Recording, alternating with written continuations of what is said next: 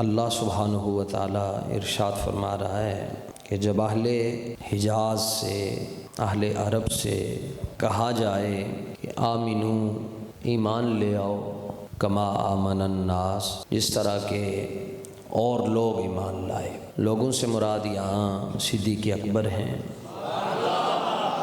فاروق اعظم ہیں، عثمان غنی ہیں، مولا علی ہیں، حضرت سعد ہیں، حضرت طلحہ ہیں، حضرت بلال ہیں، حضرت حنظلہ ہیں، حضرت عکاشہ ہیں، حضرت ابو دجانہ ہیں، حضرت شرحبیل ہیں، حضرت قعقاع ہیں، حضرت عبداللہ ابن عمر ہیں، حضرت عبداللہ ابن عتیق ہیں، حضرت عبداللہ بن مغفل ہیں، حضرت عبداللہ بن مسعود ہیں، حضرت عبداللہ بن زبیر ہیں، حضرت سعید ہیں، حضرت ابو عبیدہ ہیں، حضرت خالد بن ولید ہیں، حضرت سلمان فارسی ہیں، حضرت ابو سفیان ہیں، حضرت اکرمہ ہیں، حضرت امیر معاویہ ہیں۔ یہ صحابہ، پھر صحابیات ہیں اس میں، تو وہ آگے سے یہ کہتے ہیں انؤمن کما آمن السفہاء، کیا ہم ایسے کلمہ پڑھ لیں جیسے بے وقوفوں نے کلمہ پڑھا؟ جس طرح کہ ابھی آپ نے 2 دن پہلے سنا کہ وہ کراچی کا کوئی خود کو وہ کہتا ہے کہ میں مفتی طارق ہوں، وہ کہتا ہے لبیک یا رسول اللہ والے جو ہیں یہ ان میں مذہبی جنونیت ہے۔ جیسے ابھی آپ نے دیکھا بھائی نام ہی آیا تو جناب تسی اپنے آپ ہی باہر ہو گئے۔ اللہ تعالیٰ فرماتا ہے الا انہم هم السفہاء، یہ میرے حبیب کے صحابہ کو بے وقوف کہتے ہیں، یہ تو خود بے وقوف ہے۔ وَلَٰكِن لَّا يَعْلَمُونَ، اور اللہ فرماتا ہے یہ ایسے بے وقوف ہیں کہ ان کو خبر بھی نہیں کہ یہ بے وقوف ہیں، اور جن کو یہ بے وقوف کہہ رہے ہیں وہی تو دانائی والے ہیں، وہی تو سمجھ والے ہیں۔ لاکھوں سلام حضور قبلہ امیر المجاہدین رحمۃ اللہ تعالیٰ علیہ پر سن 2005 میں یا 6 میں آپ نے یہ جملہ ہمیں کلاس میں فرمایا تھا، دفتر اور جو رجسٹر رسول اللہ صلی اللہ علیہ وسلم کی بارگاہ میں ہے اس وقت تک اس کا نام وہاں نہیں لکھا جا سکتا جب تک کوئی اس کو پاگل نہ کہے۔ آپ کیا سمجھتے ہیں کہ جو بندہ یہ کہتا ہے جی میں بڑا نمازی ہوں تو میرا نام اس رجسٹر میں لکھا جائے جس میں صدیق اکبر کا نام ہے؟ کیا نمازوں کی وجہ سے لکھا جائے گا؟ اور ہمارا جو جنون ہے، ہمارا جو یہ دیوانہ پن ہے، یہ بھی قرآن سے ثابت ہے۔ آپ اندازہ کریں جن کا نظریہ یہ ہے کہ کھڑے ہو کر سلام نہیں پڑھنا چاہیے، ان کو کیا پتا کہ محبت رسول کیا ہوتی ہے؟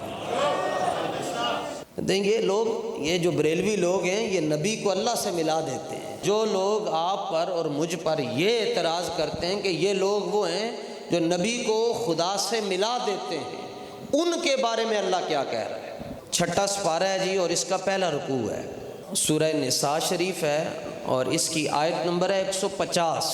اللہ فرماتا ہے ان الذین یکفرون باللہ ورسلہ، کہ وہ لوگ جو اللہ اور اس کے رسولوں کو نہیں مانتے اور وہ یہ چاہتے ہیں، کیا چاہتے ہیں؟ ان یفرقوا بین اللہ ورسلہ، کہ اللہ سے اس کے رسولوں کو جدا کر دیں۔ اور یہ کون ہے؟ اللہ فرماتا ہے اولئک هم الکافرون حقا، یہ پکے کافر ہیں۔ اعلیٰ حضرت کہتے ہیں ذکر خدا جو ان سے جدا چاہو نجدیو، واللہ یہ ذکر حق نہیں، یہ کنجی سقر کی ہے۔ تو ان کو کیا پتہ، ان کو محبت رسول کی ہوا ہی نہیں لگی تو انہوں نے کیا بات کرنی؟ انہوں نے تو کہنا ہے کہ پھر لبیک کا نعرہ جی یہ مذہبی جنون ہے۔ ہاں الحمدللہ، الحمدللہ۔ اور جو عاشق ہوتا ہے وہ اپنی ادا سے پہچانا جاتا ہے، اس کو بتانا نہیں پڑتا کہ میں عاشق ہوں۔ زمانے نے کہا کہ بابا جی عاشق رسول ہے، آج جو بھونک رہا ہے لبیک یا رسول اللہ کے خلاف، اس کے اپنے بڑے کہہ کے گئے ہیں کہ خادم رضوی عاشق رسول ہے۔ بھائی وہ کہتے ہیں ہمارا مسلک کا اختلاف ہے لیکن وہ عاشق رسول ہے۔ اب عاشق کی ادائیں ہوتی ہیں، وہ اپنی اداؤں سے پہچانا جاتا ہے۔ اس پر بھی میں آپ کو سیر اعلام النبلاء سے صفحہ نمبر 113، فاروق اعظم کے بیٹے ان کا نام ہے عبداللہ بن عمر، اور جب غزوہ احد ہوا آپ کی عمر 14 سال تھی، وہاں تو 10 سال کی عمر میں جناب حضرت طلحہ نے وہ وفا حضور سے کر کے دکھا دی کہ قیامت تک دنیا کیا بلکہ رسول اللہ نے خود اللہ کی بارگاہ میں دعا کی، اللہم القا طلحہ۔ جب حضرت طلحہ نے کہا نا کہ حضور کو میرے جنازے پہ نہیں بلانا، کہیں رستے سے آتے ہوئے کوئی یہودی حضور کو تکلیف نہ پہنچا دے، تو پھر حضور نے اس پر یہ دعا مانگی، اللہم القا طلحہ، یا اللہ طلحہ سے اس طرح ملنا کہ طلحہ تجھے دیکھ کر ہنس رہا ہو اور تو طلحہ کو دیکھ کر مسکرا رہا۔ 10 اور یہاں حضرت عبداللہ ابن عمر جو ہیں یہ 14 سال ان کی عمر ہے جب حضور احد میں تشریف لے کر گئے، اور جب آقا علیہ السلام کا وصال ہوا تقریباً 21، 22، 23 سال آپ کی عمر ہے، اور اس کے بعد آپ کرتے کیا تھے؟ عاشق اپنی اداؤں سے پہچانا جاتا، فقیہ ہیں آپ، اور پھر سب سے بڑی شان یہ ہے کہ یہ رسول اللہ کے صحابی ہیں۔ اب مذہبی جنون دیکھیں کہ یہ مکہ مکرمہ آتے تو وہاں سے لے کر مدینہ منورہ تک ایک ہی کام کرتے۔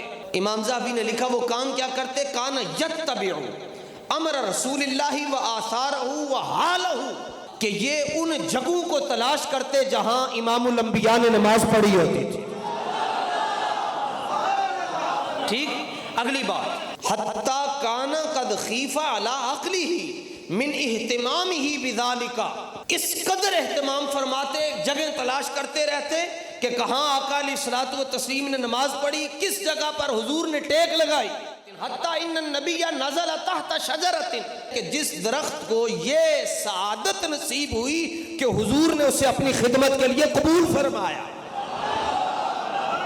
ورنہ رسول اللہ کی تو شان یہ ہے کہ اعلان نبوت سے پہلے جس رستے پر حضور جاتے، اگر موسم گرمیوں کا ہوتا تو بادل خود سایہ کرتے تھے۔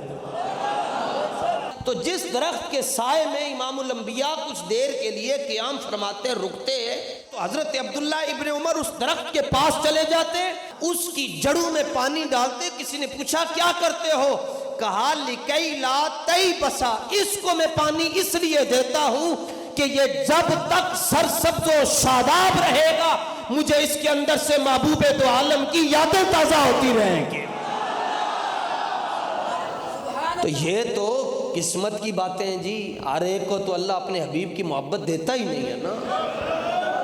اور پھر مذہبی جنونیت کا عالم دیکھیں، عاشق کی اپنی ادا ہوتی ہے۔ حضرت عاصم بن محمد اپنے والد سے روایت کرتے ہیں، ما سمعت ابن عمر ذکر النبی الا بکا، فرماتے ہیں میں مدتوں حضرت عبداللہ ابن عمر کی خدمت میں رہا، لیکن میں نے ان کی ایک ہی ادا دیکھی، جب بھی حضور کا ذکر آتا ان کی آنکھوں میں آنسو آ جاتے ہیں۔ امام مالک رضی اللہ تعالیٰ عنہ جنہوں نے 40 سال مدینہ منورہ گزارے، اور 40 سال میں 7 کلومیٹر کے اندر ایک مرتبہ بھی قضائے حاجت نہ کیا، جو 4 اماموں میں سے ایک ہیں جنہوں نے 30 برس ہر رات امام الانبیاء کی زیارت فرمائی ہے۔ تو جب رسول اللہ کا ذکر ہوتا، مذہبی جنونیت یہ دیکھیں کہ ینہنی، آپ کا سر انور گھٹنوں تک آ جاتے، یہاں تک آ جاتے، وَيَصْعُبَ ذَلِكَ عَلَى جُلَسَائِهِ، ادھر اور ادھر جتنے لوگ بیٹھے ہوتے وہ اس بات کو اچھا نہیں سمجھتے تھے کہ امام مالک آپ کے کیا کرتے ہیں۔ فرمایا وَاللَّهِ لَوْ رَأَيْتُمْ مَا رَأَيْتُ لَمَا أَنْكَرْتُمْ عَلَيَّ مَا تَرَوْنَ، فرمایا رب کعبہ کی قسم ہے جو میں دیکھتا ہوں تم دیکھو، تم بھی ایسے ہی کیا کرو۔ ان کو کیا پتا، جنہوں نے پیسے لے کر دین بیان کرنا ہے، ابھی رمضان ٹرانسمیشن آ رہی ہے تو اپنی مرضی کے لوگ مولوی بٹھاتے ہیں، آپ کیا کہتے ہیں، آپ کیا کہتے ہیں، آپ کیا کہتے ہیں، آپ کیا کہتے ہیں، بھائی تم کیا ہوتے ہو کہنے والے، اسلام کی تشریح کریں صدیق اکبر۔ ورنہ جب ان جیسے مولویوں کو، یہ مفتی طارق مسعود اور اس طرح کے لوگوں کو سنتا ہے بندہ، اس لیے اس کا ایمان ڈولتا ہے کہ وہ بڑوں کے پاس نہیں بیٹھا ہوتا۔ یہ جمہوریت کے عالمی بے غیرت بشمول وہ ہالینڈ کا وہ بے غیرت، وہ حرام زادہ جو یہ کہتا ہے کہ ہم امید رکھتے ہیں کہ پاکستان کی حکومت سعد حسین رضوی کو ہمارے حوالے کرے گی۔ میں نے کہا سعد بھائی بھی آئیں گے، ہم بھی آئیں گے،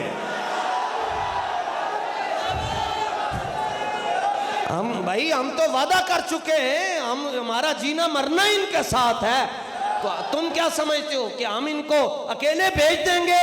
بیٹا ہم سارے آئیں گے، اور انشاءاللہ اگر یہ حکومت نے یہ مہربانی کر دی کہ ہمارے لیے بارڈر کھول دیا ہالینڈ کا، تو تمہیں ہالینڈ میں کوئی گستاخ نظر نہیں آئے گا انشاءاللہ۔ جب اہل عرب میں کوئی ایسی بات ہو جاتی ہے نا جیسے ابھی ہوئی ہے تو آپ سب کو پسینہ آ گیا، بھئی آپ جذبات میں آ گئے، تو یہ کس طرح ہو سکتا ہے 1500 سال بعد بندہ جذبات میں آئے اور صدیق اکبر جذبات میں نہ آئے؟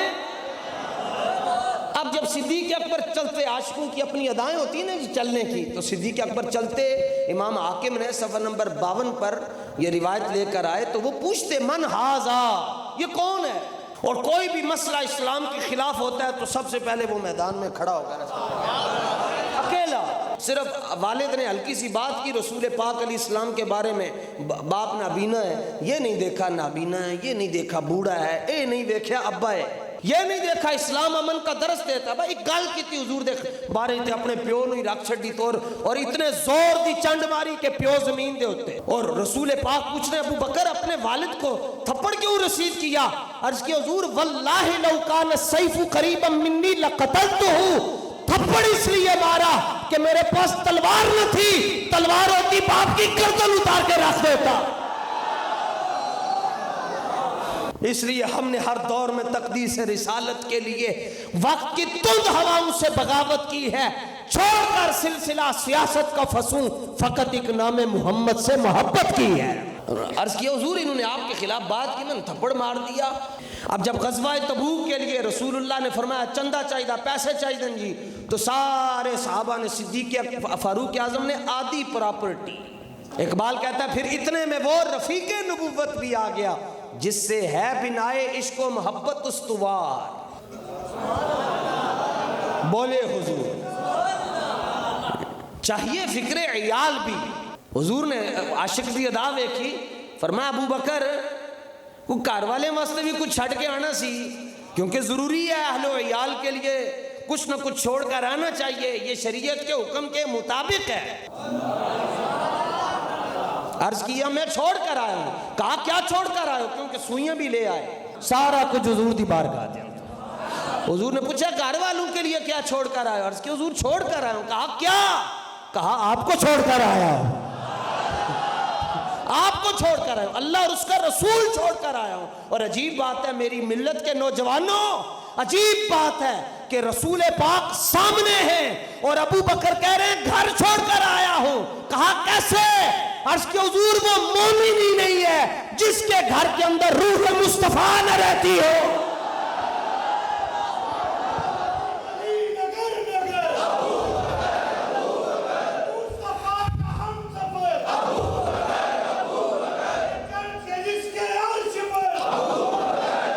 انہوں نے پوچھا یہ کون ہے؟ کہنے لگے ہاذا مجنون، یہ مجنون ہے۔ جنون پیدا کریں اپنے اندر۔ اقبال بھی کہتا ہے عطا، اقبال دعا کیا کر رہا ہے؟ عطا اسلاف کا جذب درون کر، جڑا در تو حضرت مولانا کفایت علی کافی تو لے کے تے صدیق اکبر تک دیتا سی، وہ مینوں بھی دے دے۔ عطا اسلاف کا جذب درون کر، شریک زمرائے لا یحزنوں کر، خیرت کی گتھیاں سلجھا چکا میں، میرے مولا مجھے صاحب جنوں کر۔ اقبال کہنا مینوں جنونی کر دے۔ میں نے کہا اس لیے شاہ رخ عالم تشریف لے کر جا رہے تھے نا تو کسی نے تھپڑ مار دیا تو آپ مسکرا پڑے۔ انہوں نے پوچھا حضور نے چنڈ ماری تسی ہس پہ ہو؟ فرمایا میں ویکھ رہا کہ اللہ تعالیٰ نے اس لعنت واسطے انتخاب کدا کیتا ہے۔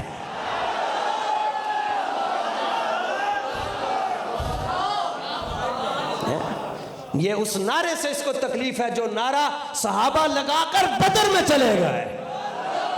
بھائی کیا بات ہے کہ جب صبح 4:20 پر غازی اسلام کو تختہ دار کی طرف لے کر گئے، تو کیا بات ہے کہ جب آپ کو تختہ دار کی طرف لے کر جا رہے تھے تو پیچھے سے ابا جی نے آواز دی، آپ نے اپنے والد کی آواز کو بھی نہیں سنا، پھر آپ کی اہلیہ نے آواز دی، آپ نے وہ آواز بھی نہیں سنی، چھوٹے بچے نے آواز دی بابا، آپ نے وہ آواز بھی نہیں سنی، اور پھر آپ کی ہمشیرہ نے آواز دی، پھر بھی آپ نے آواز نہ سنی۔ بوڑھا باپ اپنے بچے کو کہنے لگا او ممتاز کوئی ساڈے کولوں کوئی غلطی ہو گئی، کیس لڑن دے اندر تو کوئی کمی ہو گئی ہے، تو ساڈے نال دنیا تو ناراض ہو کے جا رہے ہیں، تو پیچھے ویکھ بھی نہیں رہا، مسئلہ کی ہے؟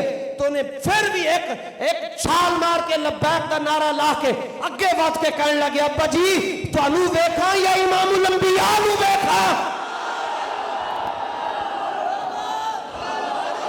فرمایا جس نبی آخر الزمان کے لیے میں لبیک کرتا رہا ہوں، آج وہ خاتم الانبیاء مجھے لینے کے لیے خود تشریف لے آئے۔